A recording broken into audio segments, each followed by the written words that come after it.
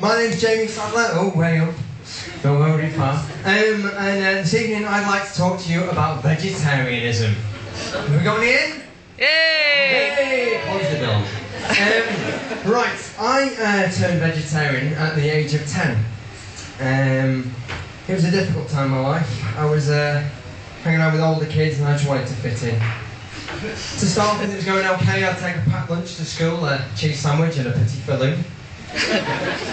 And then at family meal times, I'd just fill up on veg and then recovery time for pudding. But it all came to a head one day on a day trip to Sheffield. We were sat in a restaurant as a family. We were sat there surrounded by them, all watching me, similar to this. And I was reading and rereading the menu, wondering, what would Morrissey do in this situation? And then it all made sense. It was like a light going on. I thought to myself, fuck it, I'll have the ribs. 3 weeks I lasted as a vegetarian. Not very impressive, but yes, vegetarians, I've got absolutely no problem with them, even after that tricky period. I'm actually intending to marry one. I already know which one. It's not like I just have a weird thing for people who are difficult to feed.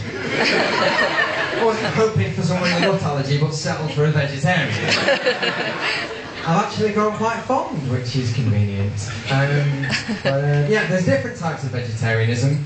It's like a hierarchy, or like a massive game of top trumps. You score more ivory tower points for everything you can't eat. At the top of the food chain, you've got your vegans, who are like the ninjas of difficult eating. If it's anything to do with animals, they're not interested, they're not going anywhere near it. Then next to those you've got fruitarians. Any of them in? Far too tired, I expect. They can only eat like nuts, berries, fruit, twigs, leaves, I don't know. But yeah, on their own they can barely stand, but in top trumps, twin one with a vegan, lights out. Further down this, you've got, in this flimsy top trumps analogy, you've got standard vegetarian types. You've got a lacto vegetarian who have dairy but no eggs. You've got an ovo vegetarian who have eggs but no dairy. See, learning. And then you've got the lacto ovos. They're my favourite. They have both. It's like they've got principles, but they don't need to show off about it.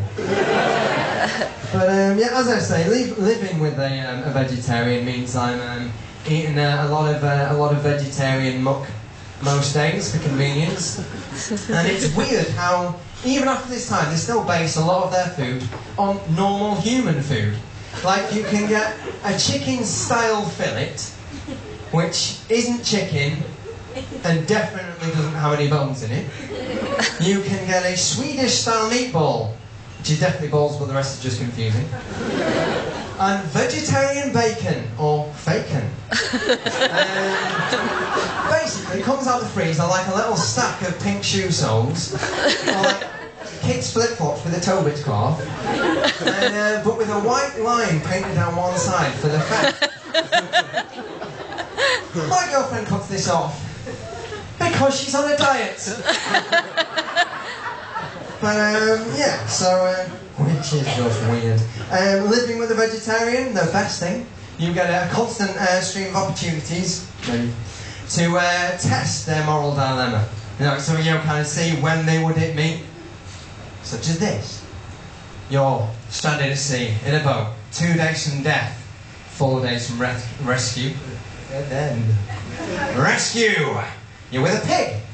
The pig dies, is struck by lightning, and is cooked to perfection. Do you eat it?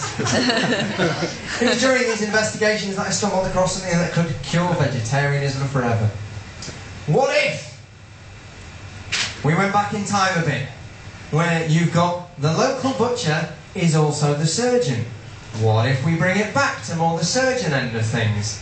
Put the animals to sleep, whip off the bits they want, give them a nice bit of therapy to let them learn to live with their new impairments. Obviously it's going to look a bit weird until the technology catches up. You'll obviously see cows resting on tables or chickens in tiny wheelchairs, but you know, it's moral, it's ethical, it's going to get the animal rights people and the conservationists on side. It might ruin spring, seeing lambs limping around a field, dragging a false leg, but it's okay. We've got a second chance. Maybe 3.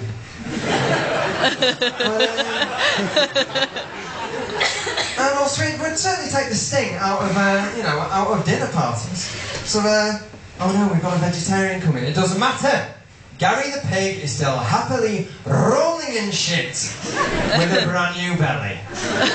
Barbecue for everyone! Thank you very much indeed. I've been Jamie Sadler.